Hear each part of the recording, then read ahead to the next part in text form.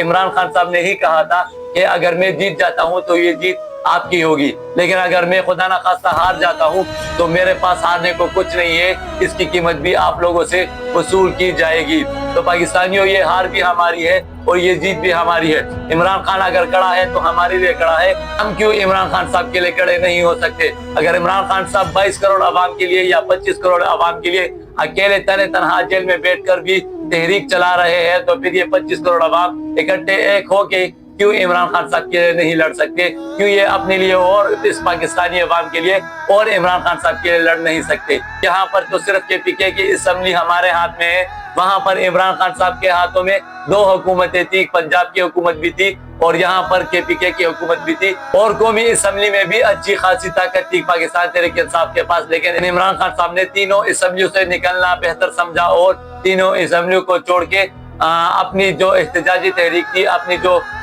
Resistance والی تحریک تھی، مزاحمتی تحریک تھی، اس پہ عمران خان صاحب نے توجہ دی اور جلد سے جلد اسے شروع کر دیے تھے۔